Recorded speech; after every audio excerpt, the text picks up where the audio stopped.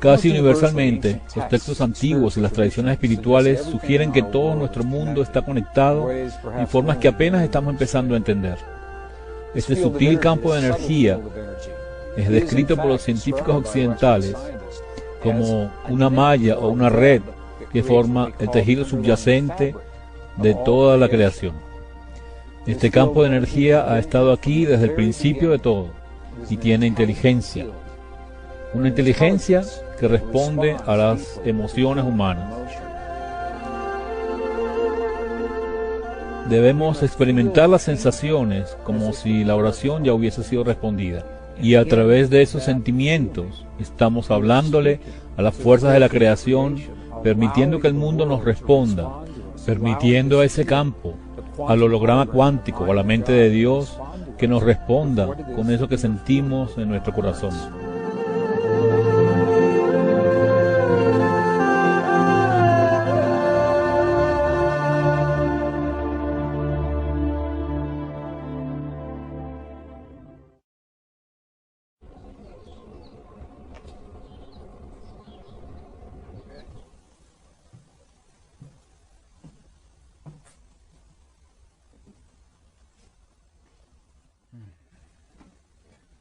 ¿Qué pasaría si descubriéramos que cada momento de nuestras vidas es parte de un diálogo continuo con el universo que nos rodea? ¿Qué tal si todo lo que vemos que pasa en nuestras vidas, desde la sanación de nuestro cuerpo a la paz del mundo, a nuestros matrimonios, familias, romances, divorcios, y todo lo que vemos como vida en cada momento de cada día? ¿Qué tal si todo es un reflejo de esa inteligencia, de ese campo de energía que los antiguos describían en su lenguaje y que ahora la ciencia occidental empieza a describir en el lenguaje que reconocemos? Una cantidad creciente de evidencia científica sugiere que esta es justo la forma en que funciona nuestro mundo, que el mundo en esencia no es otra cosa que un reflejo de lo que hemos llegado a ser desde adentro, de nuestros pensamientos, sentimientos, emociones, creencias y oraciones. El físico de la Universidad de Princeton, John Wheeler, sugiere justo este concepto en una entrevista reciente. Lo que dijo es que vivimos en lo que él llama un universo participatorio. En vez de creer que vivimos en un universo que ya está creado, en el que hemos aparecido y tenemos estas experiencias, el Dr. Wheeler sugiere que el universo es el resultado de lo que hacemos en nuestras vidas. Dice que somos pequeñas partes del universo, mirándose a sí mismas y creándose a sí mismas en el camino. Y este es un concepto muy radical, pues implica que cuando miramos dentro del átomo, buscando la partícula más pequeña que existe, puede que nunca la encontremos. Porque cada vez que miramos, ese acto de mirar, esa conciencia, está colocando, creando, construyendo algo ahí para que lo veamos. Y que cuando miramos la vasta extensión de nuestro universo, y buscamos su borde final, puede que nunca lo encontremos, porque la acción de esa conciencia buscando es la fuerza creadora que coloca algo ahí. Una cantidad creciente de evidencia científica sugiere que esta es justo la forma en que funciona nuestro mundo. Y lo que hemos encontrado a través de los experimentos hechos en el siglo XX es que la gente de la antigüedad puede que estuviese muy cerca de explicar la forma en que funciona nuestro mundo en el lenguaje de esos tiempos. Entre 1993 y el año 2000 se hicieron una serie de experimentos en acreditados institutos científicos que apoyan lo que los antiguos describieron detalladamente en el lenguaje de su tiempo. 3 de estos experimentos mueven totalmente los cimientos de todo lo que sabemos y creemos acerca de la física y de la forma en que funciona nuestro mundo. Y de hecho sugiere que estamos conectados a través de este campo de energía. La idea de que puede haber una esencia que todo lo penetra y conecta todo no es nueva, incluso en la ciencia. A finales de 1800, hubo una revolución espiritual que barrió toda la Tierra. Y en ese tiempo hubo un gran debate sobre si este campo existía de verdad.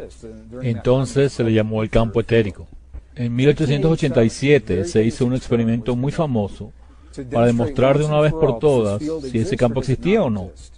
Y basados en el resultado de ese experimento, Los científicos occidentales, y especialmente los físicos occidentales, han creído que las cosas que pasan en nuestro mundo son discretas, que no se relacionan y están aisladas entre sí, y que las que parecen ocurrir en el mismo instante son simples coincidencias. Ese famoso experimento hecho por Michelson y Morley equivale a que salieses del edificio donde estás ahora, humedecieses tu dedo, lo levantases arriba de tu cabeza, y si en ese momento no sintieses que hay viento en ese sitio, sacases la conclusión de que no existe el aire alrededor tuyo. Eso es el equivalente a la conclusión que sacaron del experimento de Michelson y Morley. Ellos creyeron que si este campo existía, debería estarse moviendo, y como no pudieron censar ningún movimiento del campo, concluyeron que el campo no existía. Desde 1887 hasta comienzos de los años 90, los científicos aceptaron este principio de que lo que ocurre en un sitio no afecta a lo que ocurre en otro, y ahora sabemos que eso no es verdad. Así que quiero compartir con ustedes 3 experimentos que conmueven los fundamentos de la física occidental. El primero fue hecho por un científico ruso, Vladimir Poponin, a principios de los años 90, y vino a Estados Unidos para terminarlos. Lo que Poponin quería investigar era la relación entre el ADN humano y la cosa de la que está hecho nuestro mundo, pequeños paquetes de energía que llamamos fotones o partículas de luz. El experimento consistía en tomar un tubo de vidrio y sacarle todo el aire, creando un vacío adentro, lo que implica que no quedaba nada más adentro de él. Pero sabemos que aún quedaba algo adentro. Están estas partículas de luz. Poponin midió las partículas para ver si volaban por todas partes o si estaban acumuladas en algún sitio específico del tubo. El resultado fue el esperado. Los fotones estaban distribuidos aleatoriamente por todas partes.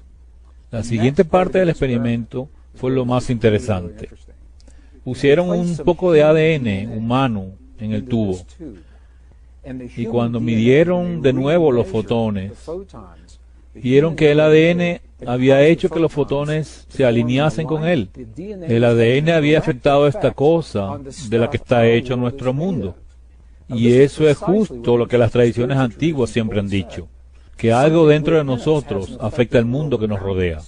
Así que el experimento de Poponin es el primero en tiempos recientes en demostrar en un laboratorio que eso es cierto.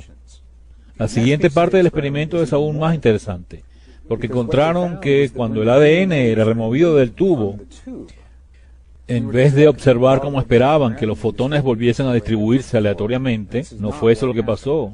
Lo que pasó fue que, aunque el ADN ya no estaba en el tubo, los fotones siguieron alineados como si el ADN estuviese ahí. Y la pregunta es, ¿por qué? ¿Qué es lo que causa este efecto? No hay nada en la física occidental que explique por qué los fotones seguirían alineados igual después de que el ADN fuese removido del tubo.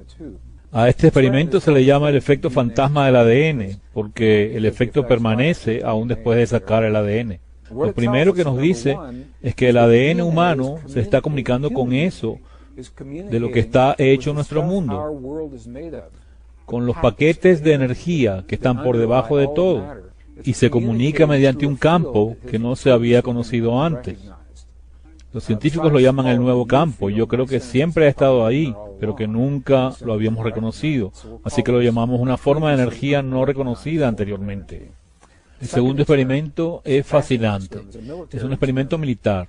Lo que hicieron en esencia fue tomar ADN humano, unas pequeñas raspaduras de dentro de la boca de un donante voluntario, y ponerlo en un dispositivo que podía medir su comportamiento en un sitio de un edificio, mientras que el donante del que venía el ADN estaba en otra oficina del edificio.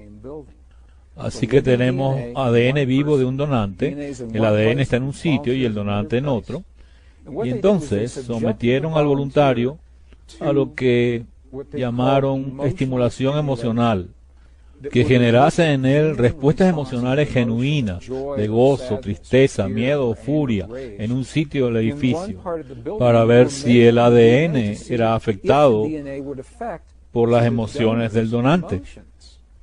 ¿Pero por qué lo haría? En la física accidental no hay nada que indique que ese ADN esté aún ligado al donante. Pero los experimentos mostraron justo lo contrario. Encontraron que cuando el donante tenía los valles y picos emocionales en una oficina, el ADN tenía justo los mismos valles y picos emocionales en otra oficina justo al mismo momento. Cuando oímos experimentos como estos, pensamos en la energía que se transmite del punto A al punto B. Y si la energía debe ir de un punto a otro, esperarías que hubiese un pequeño retardo entre el momento en que se generó la emoción y cuando el ADN responde. Pero eso no fue lo que pasó. Lo que pasó en estos experimentos es muy importante cuando empezamos a hablar del poder de la oración. Lo que pasó es que el efecto fue instantáneo. En el instante en que el donante tenía su emoción, el ADN se vio afectado también, como si no hubiese retardo alguno. Al principio, los experimentos se hicieron en oficinas separadas por unos 15 metros, pero luego se hicieron otros experimentos donde el ADN y el donante estaban a cientos de kilómetros. Yo pude reunirme con el diseñador de uno de estos experimentos, el Dr. Cliff Baxter, y me contó de uno de los experimentos donde el donante estaba en Los Ángeles y el ADN en Phoenix, Arizona, a unos 650 kilómetros de distancia. Y pasó lo mismo. Bien fuera a unos pocos metros o a 650 kilómetros de distancia, el efecto era instantáneo. Esto abre toda clase de posibilidades sobre cómo ese ADN sigue enlazado con el donante. Pero lo que nos dice nuevamente es que nos comunicamos con el ADN a través de nuestras emociones. Y que si el ADN está en nuestro cuerpo o a cientos de kilómetros, el efecto es el mismo. A eso lo llamamos energía no local, es decir, que está en todas partes todo el tiempo, porque no tiene que viajar del punto A al punto B. El tercer experimento fue hecho también al principio de los 90 por el Instituto de Matemáticas del Corazón, una organización pionera en estas investigaciones, ubicada al norte de California, que explora el corazón humano no como una simple bomba que bombea sangre por nuestro cuerpo, pues parece que esa es la menor de las funciones que realiza. Han descubierto que el corazón genera el campo magnético más intenso de todo nuestro cuerpo, y que ese campo electromagnético tiene un efecto que se extiende más allá de nuestro cuerpo. El Instituto de Matemáticas del Corazón había descubierto antes que alrededor de todo corazón humano ese campo tiene la forma de un toroide o de una dona y que llega de 1,5 a 2,5 metros de distancia. La pregunta es si en ese campo ya reconocido puede haber otra forma de energía que sea transportada por ese campo más allá de nuestros cuerpos. Así que diseñaron un experimento para probar esa teoría. Y no es sorpresa que usasen el ADN humano. Lo aislaron y le pidieron a los individuos entrenados que sintiesen lo que se llaman emociones coherentes, emociones muy claras como amor, aprecio, compasión, odio o rabia. Y cuando esa gente bien entrenada tuvo esas emociones, se midió la forma en que el ADN respondía. Y encontraron que en presencia del aprecio, el amor, la compasión o el perdón, el ADN se puso tremendamente relajado. Y lo que sabemos por otros experimentos es que esta relajación del ADN mejora nuestra respuesta inmunológica. Cuando te preguntas por qué la gente con sentimientos de compasión y amor tienen un mejor sistema inmune, puedes encontrar una respuesta en esto, porque su ADN está relajado, lo que permite que, si lo quieres ver así, ciertos switches estén encendidos. Pero lo opuesto también es verdad. En presencia de rabia, furia, odio o celos, el ADN está apretado como hecho un nudito, y de cierta forma apaga los switchecitos que vacían el sistema inmunológico. Y esto lo sabemos intuitivamente. Sabemos que cuando la gente vive en un estado de rabia, celos u odio, se deprimen esas partes de nuestro cuerpo, y que lo opuesto, es decir, amor, compasión, comprensión o perdón, nos mejoran. Ahora, quizás por primera vez, estos experimentos nos ayudan a entender el porqué. Es el efecto de las emociones humanas en lo que llamamos la conformación o la forma del ADN en nuestros cuerpos. Lo que nos dicen estos experimentos, o lo que dicen los resultados del laboratorio, es que ciertas emociones muy específicas tienen el poder de cambiar la forma del ADN de nuestros cuerpos. Y esto es algo asombroso, pues nos dice que cuando queremos, a voluntad, generando ciertas emociones específicas dentro de nuestros cuerpos, podemos cambiar la forma en que funciona nuestro ADN. Esto es el inicio de una tecnología interna que quizás es muy antigua, que estaba descrita en el lenguaje de nuestro pasado y que ahora empezamos a entender. Cada uno de estos experimentos es interesante por sí mismo. En muchos casos, los investigadores que hacían uno no sabían nada acerca de los otros experimentos que hemos citado. Estos experimentos solo representan muchos otros semejantes que se han hecho dando resultados del mismo tipo. Pero cuando los ves en conjunto, en vez de ser solo interesantes aisladamente, empiezan a contarte una historia que es más o menos así. El primer experimento, el de Vladimir Poponin, dice que el ADN de nuestros cuerpos tiene un efecto directo en el mundo, en esa cosa física de la que está hecho nuestro mundo a nivel energético. El último experimento muestra que las emociones pueden cambiar el ADN, que a su vez afecta el mundo físico que nos rodea. Y el segundo experimento, el hecho por el ejército americano, dice que bien sea que estemos a pocos metros o a cientos de kilómetros, las emociones afectan el ADN, así que eso no está limitado por espacio y tiempo. Y de hecho, el resultado de los experimentos dice justo eso, que tú y yo tenemos un poder en nuestros cuerpos que no está sujeto a las leyes de la física que conocemos hoy. Que algo en nosotros está ligado directamente a las emociones de nuestro cuerpo, y que los pensamientos, sentimientos, oraciones y creencias trascienden los límites del tiempo y el espacio, tal como lo entendemos hoy en día.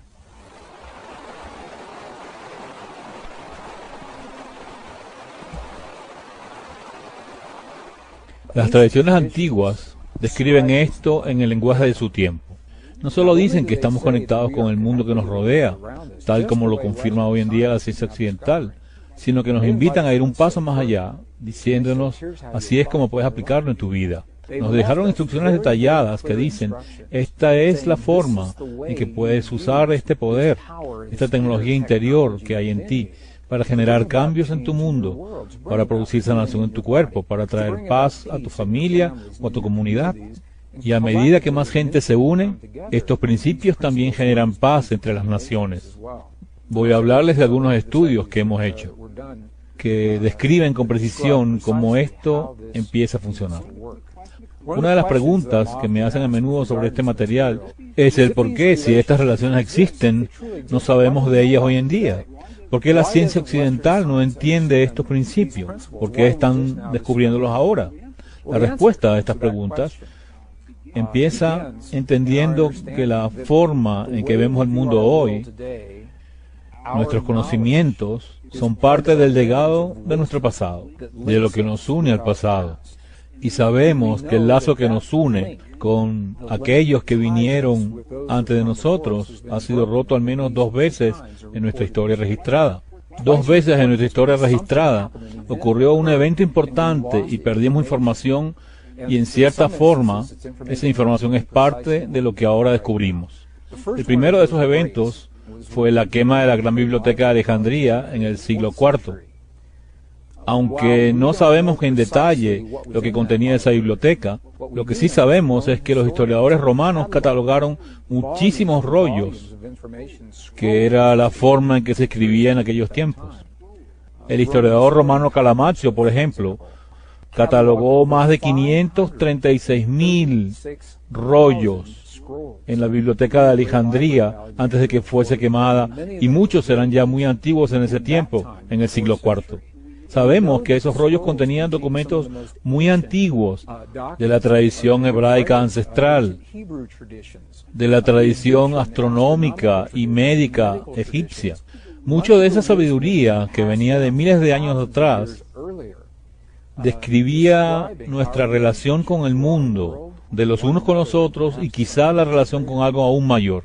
Cuando se quemó esa biblioteca, sabemos que perdimos tremendas cantidades de información. La segunda vez que eso pasó fue al hacer la edición del texto bíblico, también en el siglo IV, en el año 325 después de Cristo.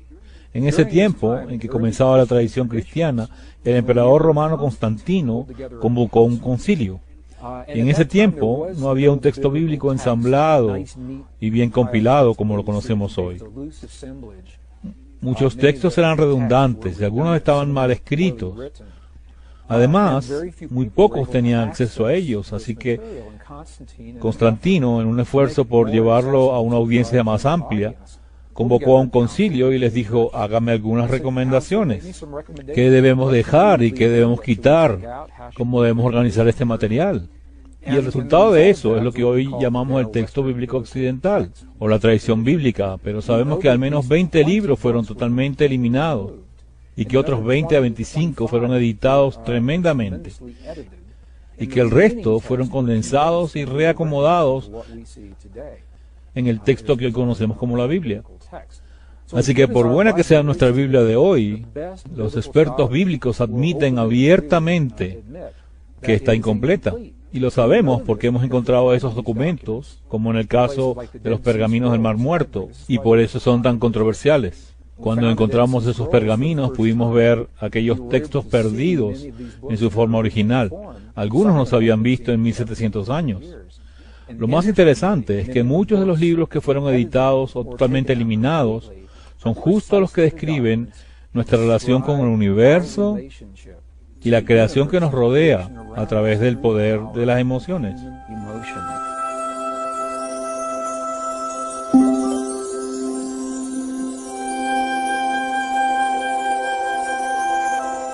Así que ahora la ciencia está empezando a decirnos en su lenguaje lo que las antiguas tradiciones nos decían a su manera, y en esos textos describen con precisión la forma en que funcionan esos principios. Pero la pregunta es cómo aplicarlos en nuestras vidas, cómo hacer uso de esa relación entre pensamientos, sentimientos y emociones dentro de nuestros cuerpos y en lo que pasa alrededor. Quizás el mejor sitio para empezar es definiendo qué es un pensamiento, qué es un sentimiento y qué es una emoción. Yo tuve esta conversación con mi mamá muchas veces. Ella siempre me decía: yo creía que los sentimientos y las emociones eran la misma cosa, pero aunque tengan una relación estrecha, hay una diferencia. Si observamos las antiguas láminas que muestran los centros energéticos de nuestro cuerpo, o los chakras si prefieren, veremos que los 3 centros inferiores están asociados con lo que llamamos el poder de las emociones. Los antiguos decían que solo podemos experimentar 2 emociones primarias: el amor y cualquier cosa que creamos que es lo opuesto al amor, sea que lo llamemos miedo o odio. Pero al profundizar en las tradiciones, encontramos que en verdad son polaridades de la misma fuerza. Así que en esos centros inferiores, con su poder de las emociones, solo tenemos 2 experiencias primarias: el amor y lo que creamos que es su opuesto. Este es un poder, es una fuerza que nos hace avanzar por la vida, que desmorona los obstáculos y derriba las barreras que nos separan de lo que deseamos en la vida. Pero la emoción, sin embargo, es dispersa y tiene que ser enfocada. Es un poder, pero la gente que vive solo en sus emociones suele tener una vida muy caótica. Así que las emociones tienen que ser enfocadas, y es ahí donde entra el poder del pensamiento o de la lógica, que está asociado con los centros de energía ubicados en la parte alta del cuerpo. El pensamiento es lo que le da foco o dirección a las emociones. Por ejemplo, si pensamos en algo, digamos que pensamos en un día nublado, con ese pensamiento bombeamos el poder de las emociones, bien sea el amor por ese día lluvioso o nuestro miedo por lo que ese día lluvioso puede atraernos. Y al hacer eso, al unir el poder de las emociones con la dirección del pensamiento, creamos un sentimiento. Así que un sentimiento es por definición la unión de una emoción y un pensamiento. Y es interesante que el centro energético que no se asocia con las emociones o con el pensamiento, el que queda sin uso en los sistemas antiguos, es el corazón. Y es el que está dedicado al poder del sentimiento. Nosotros sentimos con nuestro corazón. Así que el sentimiento que tenemos en nuestro corazón es el lenguaje que le habla al campo que la ciencia occidental está ahora empezando a entender a través de sus experimentos. El poder del sentimiento humano es el lenguaje que abre las puertas de las posibilidades de lo que creamos en nuestro mundo. Los científicos de hoy no se han puesto de acuerdo al pensar en este campo, ya que por lo nuevo que es, no saben cómo llamarlo. Algunos lo llaman el holograma cuántico, otros como el doctor Ed Mitchell, ex astronauta del Apolo 14, lo llama la mente de la naturaleza. Científicos como Stephen Hawking lo llaman la mente de Dios. Pero por variados que parezcan los nombres, todos hablan esencialmente del mismo campo y lo describen como una malla o una red que está por debajo del tejido básico que lo une todo. Y es a esta malla o a esta red a la que le hablamos con los sentimientos en nuestros cuerpos o en nuestro corazón. Las tradiciones antiguas no solo reconocen esta relación, sino que nos invitan a ir un paso más allá y nos dan instrucciones precisas de cómo aplicarlo en nuestras vidas.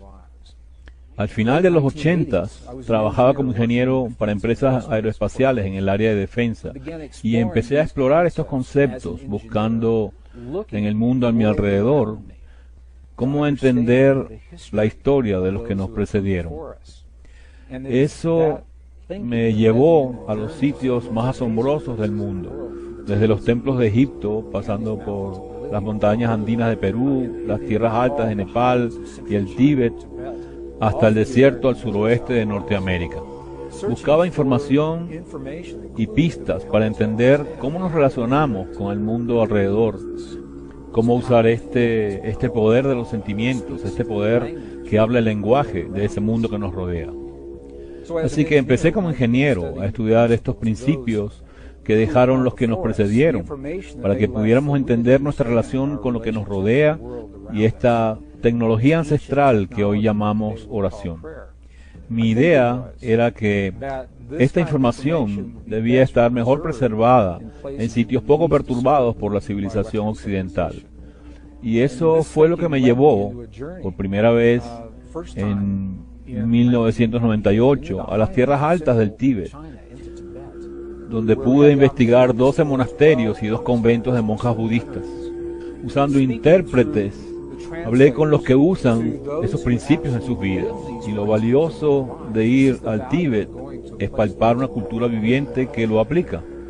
Puedes ir a los templos en Egipto o a los templos mayas en Yucatán, pero por fascinantes que sean o por más información que contengan, las culturas que dejaron esa información ya no existen. Así que en el mejor caso solo podemos especular lo que quieren decir. Pero cuando vamos a un monasterio en el Tíbet, puedes hablar con los que están ahí, puedes preguntarles, cuando vemos tus oraciones desde afuera, ¿qué estás haciendo adentro? ¿Qué pasa con tu cuerpo? ¿Qué piensas? ¿Qué sientes? ¿Qué notas? Estando en el Tíbet, pude hablar con el abad de un monasterio y le pregunté lo mismo que le preguntamos a todos los monjes y a todas las monjas. Y su respuesta fue muy clara. Le pregunté, cuando los vemos orando por 12, 14 o 16 horas al día, cuando vemos los mudras y los mantras y las campanas y los gongs y los cantos, que usan en sus oraciones por tanto tiempo en el afuera, ¿qué es lo que hacen adentro? ¿Qué pasa adentro?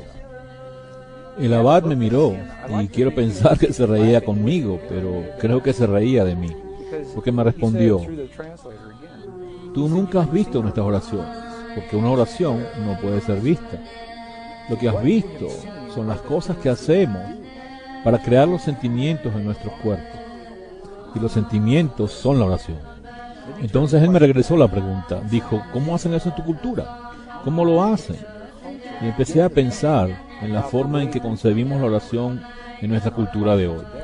Cuando perdimos los textos que describen cómo funciona el poder de las emociones y los sentimientos, que es el lenguaje que nos conecta con el mundo y la creación que nos rodea, empezamos a creer que las palabras eran la oración. Si dices las palabras correctas, la cantidad correcta de veces, en el año, el día y la hora correctas, entonces has hecho la oración. Pero por bien intencionadas que sean esas oraciones, sabemos que hay una modalidad de oración que nos lleva mucho más allá de donde nos lleva el simplemente repetir las palabras.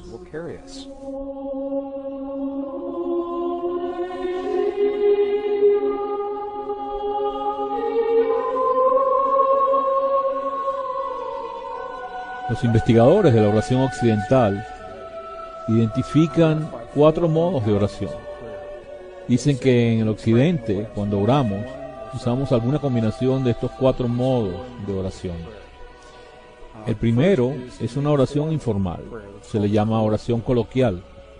Tengo un amigo que vive en la bahía de San Francisco que dice usar esta oración informal cuando regresa del trabajo cada viernes por la autopista.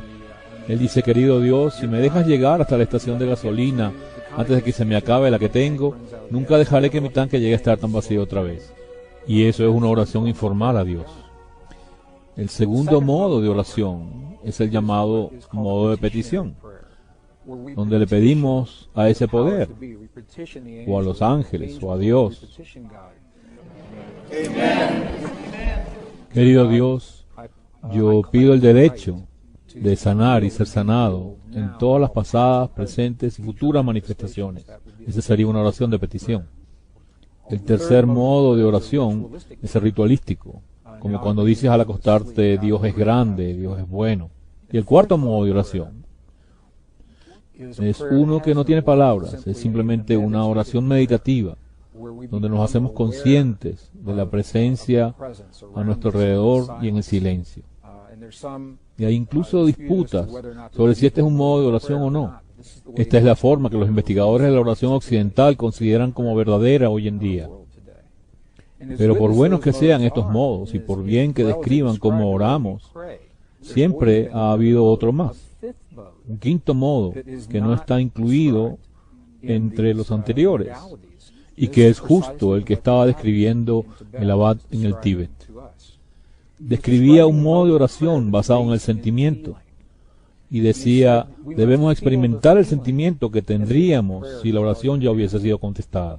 Y al experimentarlo, le hablamos a las fuerzas de la creación, permitiendo que nos respondan, permitiendo a ese campo, al holograma cuántico o a la mente de Dios, que nos responda con lo que corresponde al sentimiento que hay en nuestros corazones.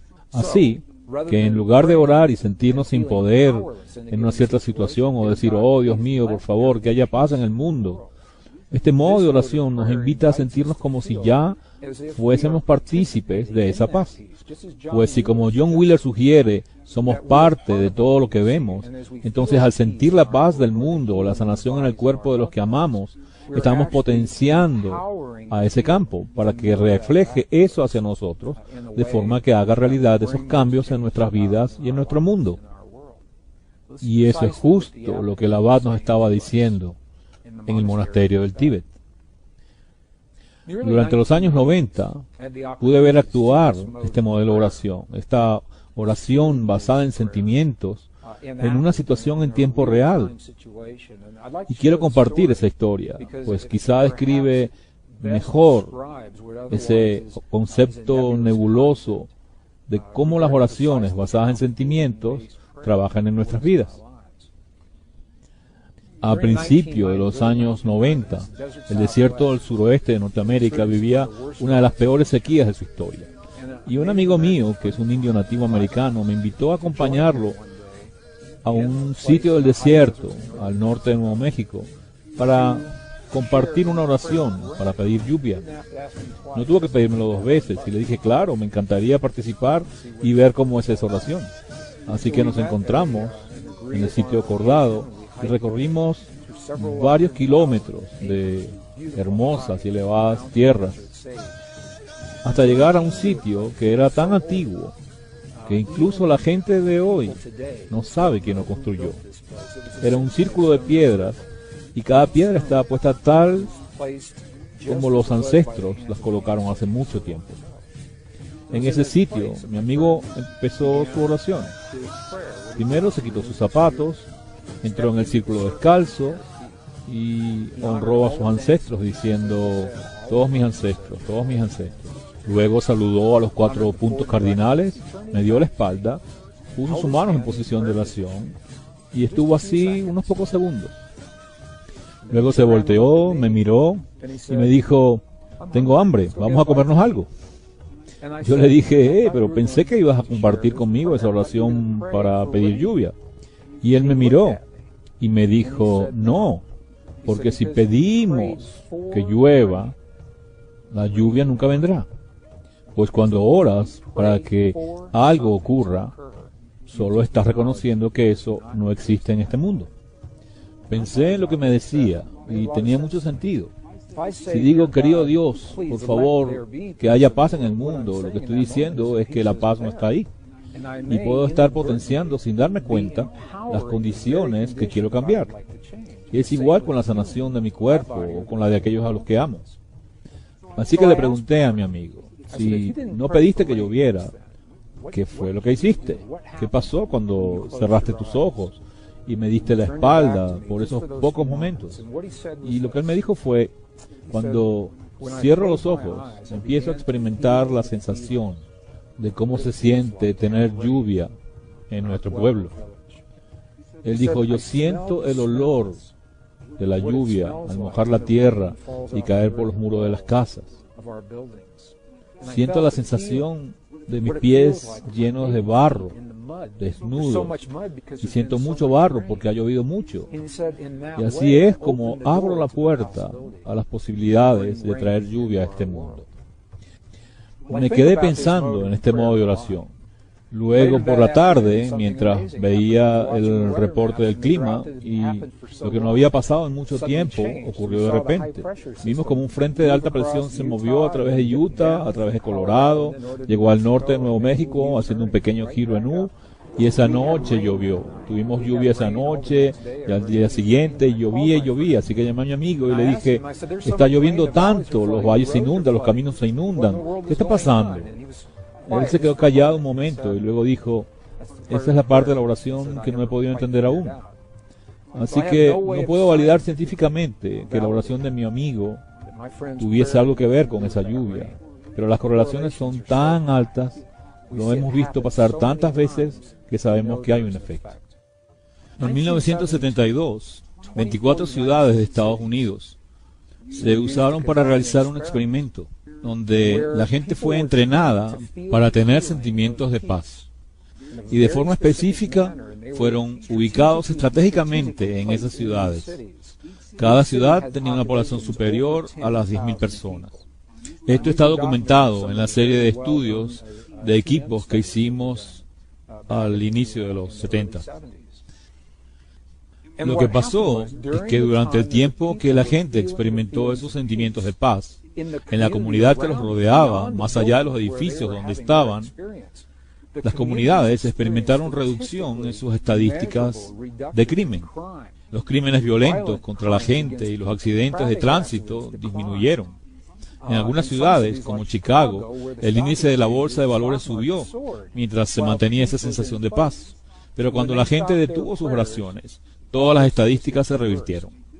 Lo hicieron tantas y tantas veces hasta el punto que el efecto pudo ser medido y fue aplicado en un experimento de mayor escala que fue documentado en una revista sobre resolución de conflictos generales en 1998. Este fue el experimento que se llamó el Proyecto Internacional de Paz en el Medio Oriente. ¿Qué pasó durante la guerra entre Israel y el Líbano a comienzos de los 80 como resultado de estos estudios? Se tomó gente que estaba entrenada para sentir paz en su interior y se les ubicó a lo largo de esa zona de Israel y Líbano. Y durante el tiempo que los investigadores llaman el periodo de oración, esta gente que estaba entrenada para sentir paz en su corazón se enfocó en sentirlos. Y cuando lo hacían, las actividades terroristas bajaban a cero, los crímenes contra la gente disminuían y las emergencias en los hospitales también. En este experimento probaron con diferentes horas del día, diferentes días de la semana, para asegurarse de que no era un efecto de la semana, o de fines de semana, o de días feriados, o diferentes semanas del mes, para asegurar que no era efecto de ciclos lunares. Cuando terminaron los estudios, lo que encontraron, aunque no se sepa con precisión el por qué ocurría esto, fue que la correlación era muy alta. Así que cuando cierta cantidad de gente experimenta sentimientos de paz o de sanación en sus cuerpos en un sitio determinado, el efecto afecta a las comunidades más allá del lugar donde está esa gente. Y es tan preciso que los estadísticos pudieron determinar con precisión cuánta gente se necesitaba para desencadenar un efecto así. Voy a dar esa fórmula y luego describiré lo que ella implica. El efecto se empieza a notar cuando cierta cantidad de gente está participando. Y ese número, el número mínimo, es la raíz cuadrada del 1% de una determinada población. ¿Qué significa eso si tienes una ciudad de 1 millón de habitantes, por ejemplo? Bueno, tomas el 1% de esa población con una calculadora y luego sacas la raíz cuadrada de ese número. Y ese número te dice cuánta gente es necesaria para comenzar a ver el efecto. Ese es el umbral mínimo, pues por supuesto, cuanto más participen, mayor es el efecto. Para una ciudad de 1 millón de personas, ese número es cerca de 100 personas. En un mundo de 6.000 millones de habitantes, la raíz cuadrada del 1% es apenas 8.000 personas.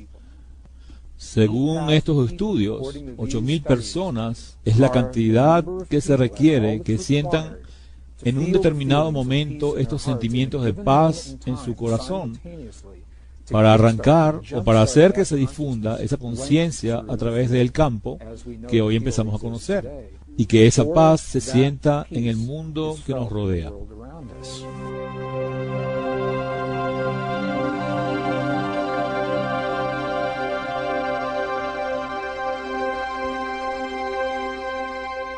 Así que cualquier discusión sobre esta oración basada en sentimientos, este antiguo modo de oración, a veces suena académico, hasta que lo vemos aplicado en nuestras vidas.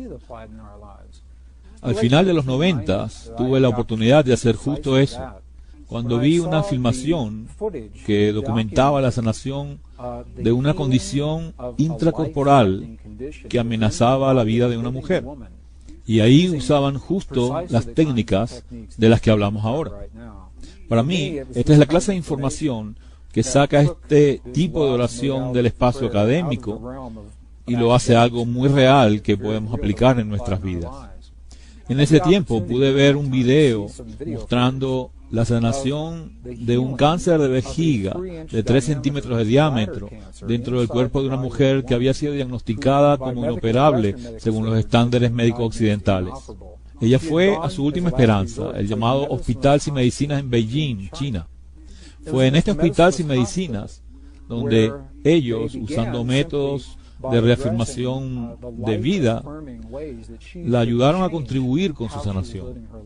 Ellos le enseñaron métodos respiratorios y de alimentación para reafirmar su vida y movimientos suaves para estimular los centros de energía en su cuerpo.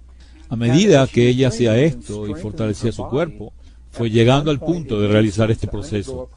Quiero compartir esto y describírselo, pues es un potente ejemplo de cómo el sentimiento que opera dentro de nuestros cuerpos tiene un efecto directo, y en este caso, un efecto muy gráfico en el mundo más allá de nuestros cuerpos. En esta documentación en video, veremos a una mujer acostada en un cuarto del hospital.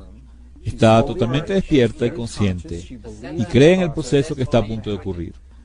Delante de ella hay un técnico que sostiene un escáner de ultrasonido sobre el vientre de la paciente, para que podamos ver en el monitor con la imagen dividida lo que pasa adentro de ella. En el lado izquierdo de la pantalla está una imagen congelada del estado inicial del tumor, como referencia, para que podamos ver cómo era su condición en ese momento del tiempo. En el lado derecho de la pantalla podemos ver en tiempo real lo que pasa con el tumor a medida que 3 practicantes parados detrás de ella trabajan con la energía y con los sentimientos que generan en su cuerpo. Lo que hacen es repetir una frase que han seleccionado porque refuerza en ellos el sentimiento de que ella ya está curada. La frase esencialmente es: ya está curada, ya está curada. Y a medida que empiezan a tener estos sentimientos y a decir estas frases entre ellos, en la pantalla podemos ver en tiempo real cómo ese tumor cancerígeno desaparece en menos de 3 minutos. Al ver este documento respecto al tiempo, notas en el tumor aumentos y disminuciones de volumen que duran hasta 30 segundos, pero que en la vida real toman días. Todo esto pasa literalmente en menos de 3 minutos. Su cuerpo responde a los sentimientos de esos practicantes que están entrenados para tener esa clase de sentimientos sanadores. Lo que sentían era la sensación de estar frente a una mujer que ya estaba curada, totalmente habilitada y capacitada. No la veían como una mujer enferma, ni decían: cáncer malo, debes irte. Esta es una forma muy diferente de ver las cosas, y es un ejemplo muy gráfico de cómo trabaja este principio. Yo tuve la oportunidad de hablar con Lu Chen, el caballero que hizo este video, y le pregunté: ¿qué pasaría si los 3 practicantes no estuvieran ahí? ¿Esta mujer o cualquiera de nosotros podría hacer esto por sí solo? Él me sonrió cuando le hice la pregunta y me dijo: es muy probable que ella pudiera haberlo hecho sola. Sin embargo, hay algo especial respecto a los humanos, y es que parece que nos sentimos más potenciados y más fuertes cuando estamos apoyados por otros en esas cosas que creemos y que decidimos realizar. Así que, aunque podría haber tenido estos sentimientos y haberlo hecho ella sola, el tener a estos 3 practicantes trabajando con ella fue el umbral que necesitaba su cuerpo para responder. Lo único que hacían era tener el sentimiento de que ella ya estaba curada, y en menos de 3 minutos su cuerpo respondió. Lo que la física occidental está empezando a decirnos es que la misma energía, el mismo campo que generó la sanación en el cuerpo de esta mujer, también genera la paz entre las naciones. Es la misma cosa a diferente escala, el mismo principio.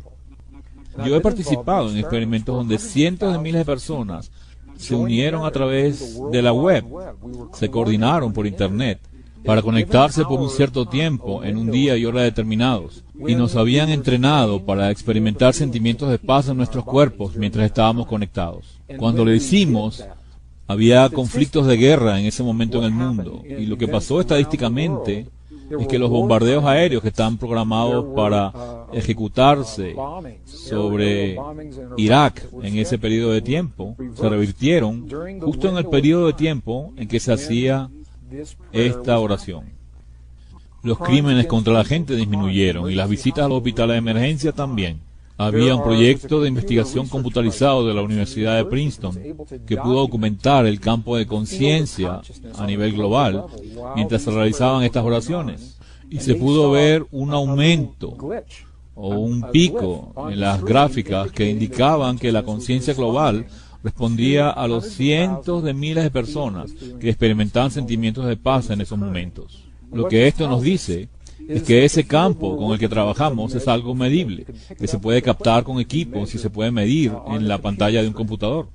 Esto era parte de de un proyecto de investigación de la Universidad de Princeton llamado el Proyecto de la Conciencia Global. Así que el campo es real, está allá afuera y responde en formas que ahora empezamos a entender. Aún más recientes son las investigaciones hechas por el científico Masaru Emoto respecto a la relación entre las emociones humanas y el agua en gotas. Y ha demostrado claramente que esa relación existe. Este proyecto de investigación en particular ha descubierto que las gotas de agua, que por cierto forman el 70% de nuestro mundo y de nuestros cuerpos, que estas gotas, repito, responden a la emoción humana, bien sea que las emociones se sientan en el cuerpo en ese momento o que estén escritas como frases en etiquetas pegadas a las botellas que contienen esa agua, que corresponden con lo que sintió el investigador al escribirlas y pegarlas en las botellas. Luego de someterlas a esas emociones, las gotas de ese agua fueron congeladas por cierto tiempo, y al sacarlas del congelador, cuando empezaban a descongelarse, formaban cristales. Y esos cristales le dicen al científico el efecto de esa emoción sobre el agua. Por ejemplo, tomaron agua muy contaminada, un agua muy tóxica, de una de las represas más contaminadas que hay en el centro de Japón. Esta agua nunca había podido cristalizar, nunca pudieron lograrlo, y cuando la ves bajo el microscopio, lo que ves es algo como barro, una forma nebulosa. No hay simetría, no hay estructura cristalina alguna, antes de que se le apliquen las emociones. Pero después de someterlas a las emociones, por ejemplo, cuando 500 personas oraron por estas aguas altamente contaminadas, la imagen del antes muestra el agua en un estado tóxico, y la imagen después de la misma agua muestra esta agua hermosamente formada, hermosamente clara, hermosamente cristalizada en forma perfecta y simétrica, simplemente como resultado de la interacción de las emociones y sentimientos humanos con ese campo del agua. Otros investigadores han reunido familias, niños con sus padres, para orar en un cuarto haciendo un círculo alrededor de las botellas de agua que nunca se han logrado que cristalice, por ser agua altamente contaminada y tóxica. Y lo hicieron como si fuese un juego. Hicieron que los niños le mandasen amor al agua, que le dijesen: te amamos agua, te apreciamos agua, gracias agua por lo que traes a nuestro mundo y a nuestras vidas. Y en esa inocencia, los niños generaban esos estados emocionales genuinos. Así que en la investigación, esas botellas de agua recibieron justo ese tipo de energía de los niños y de su familia, esos sentimientos que los antiguos llaman oración. Y entonces el agua sí se cristalizaba en hermosas, simétricas y muy claras formas, mostrando de nuevo que hay un efecto directo entre lo que sentimos en nuestros cuerpos y lo que pasa en el mundo más allá de ellos.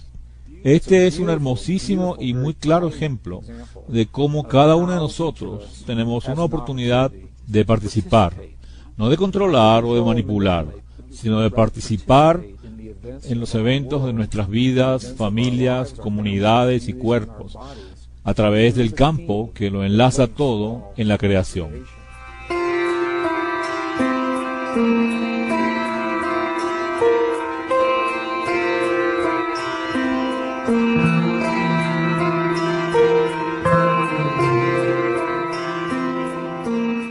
Uno de los principios poderosos, de los más poderosos, relacionados con la forma en que trabaja este campo, es el hecho de que el campo parece ser holográfico en su naturaleza. La definición de un holograma es que es un patrón que, sin importar cuán finamente lo dividamos, el todo permanece aún en las porciones más pequeñas. Por ejemplo, hace unos años había marcadores de libros hechos con tiras de láminas brillantes que, cuando se veían con luz directa, mostraban la imagen de una rosa totalmente abierta, o la imagen de la Virgen María, o la de un delfín saltando sobre una pirámide. Y estos marcalibros, si son hologramas verdaderos, puedes cortarlos en pedacitos pero muy pequeños, y luego tomar el menor de ellos y cortarlo de nuevo. Y al ampliarlo, verás que todo el patrón puede aún verse en ese pedazo diminuto. Menciono este principio ahora, pues parece que nuestra conciencia funciona justo de esa forma respecto a este campo. significa que todos nosotros, como pequeñas partes de un patrón mayor, estamos conectados. Parece que las pequeñas cosas que hacemos cada día en nuestras vidas, la forma en que respondemos unos a otros al conversar durante la cena en familia, la forma en que nos sentimos al oír las noticias de las 6, o la forma en que sentimos respecto al chofer que se nos atraviesa en la salida de la autopista, en esos momentos aparentemente insignificantes, estamos teniendo una conversación individual con ese campo, el holograma cuántico o la mente de Dios. Y al juntar todas esas pequeñas conversaciones, creamos la respuesta colectiva. El campo refleja nuestro amor colectivo, nuestro aprecio colectivo, o nuestra gratitud, rabia, furia y miedo colectivos. Así que al ver desarrollarse los eventos en nuestras vidas y en nuestro mundo, y preguntarnos por qué pasan estas cosas, o cómo es posible que ocurran, debemos tener estos principios en mente y preguntarnos, ¿creemos o vemos estos principios que acabo de escribir? ¿Los vemos operando en el mundo alrededor? Y si es así, recordemos que el principio opera en ambas direcciones. Si empezamos a sentir los sentimientos de esas cosas que queremos experimentar en nuestras vidas y en nuestro mundo, el holograma, por definición, deberá reflejarnos esas cosas. He oído a mucha gente decir que cuando ofrecemos nuestras oraciones desde dentro de nuestros cuerpos, estas necesitan ser enviadas al lugar donde queremos que lleguen. Si queremos que lleguen al Medio Oriente, tenemos que enviar esa energía hacia allá. O si estoy orando por la sanación de mis amados, de alguna forma, debe transmitirse desde nosotros hasta donde están nuestros amados. Lo que sé de estos principios, aunque sean bien intencionados, lo que el holograma nos dice es que no tenemos que mandar nada a ningún lugar. Dice que cuando sentimos un sentimiento en nuestros cuerpos, ya existe en todos lados, porque somos parte del todo. Es como el patrón de antes, que es completo por pequeño que cortemos el marcalibros. Somos pequeños pedazos de ese holograma mayor, de esta conciencia mayor. Y simplemente sintiendo y usando la energía para crear lo que queremos dentro de nuestros cuerpos, ya existe en todos lados y todo el tiempo.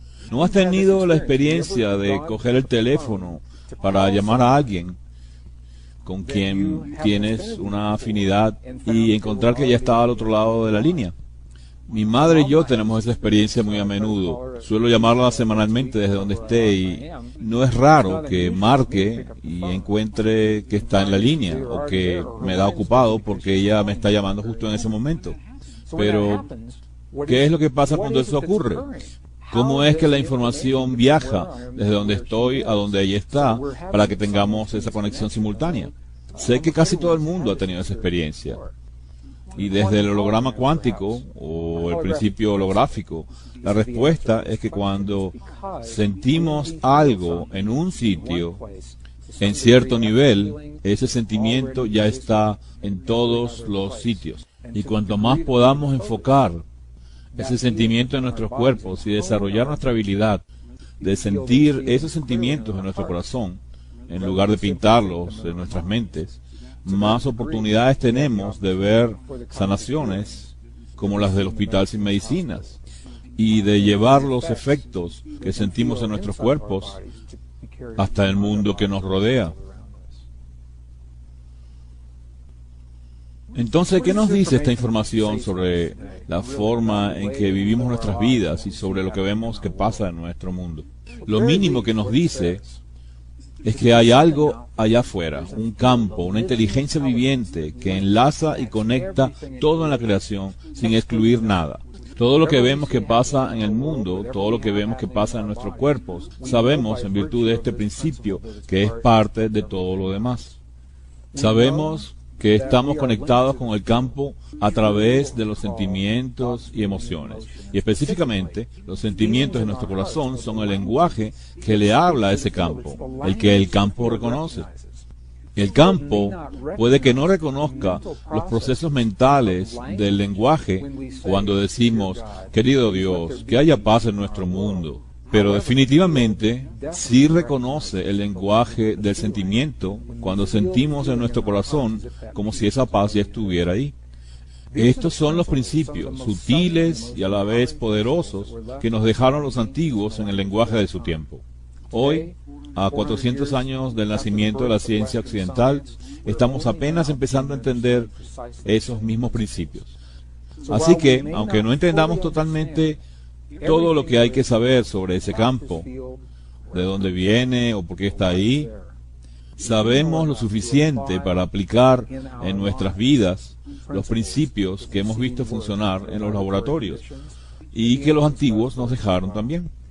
Desde mi perspectiva, esta es una información muy, pero muy poderosa, pues lleva la idea de la oración mucho más allá de cualquier religión o tradición espiritual y la hace una tecnología interna disponible para todos.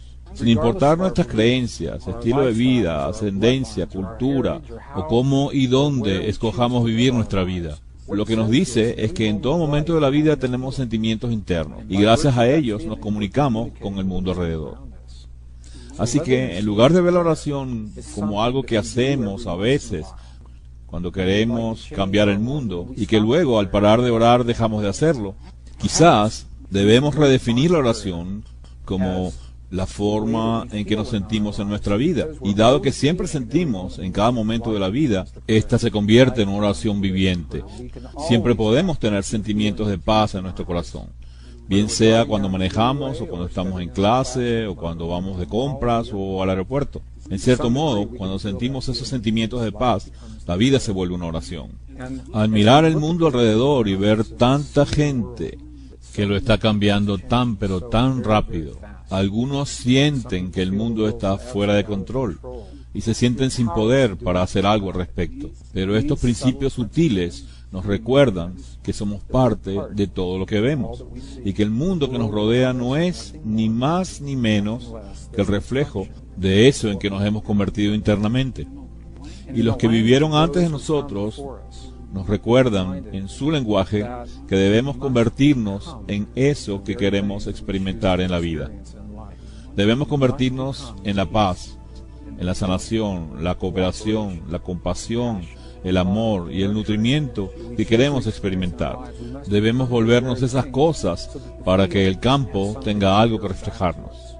De esa forma, cada uno definimos la guía para volvernos mejores personas y al ser mejores personas haremos un mundo mejor.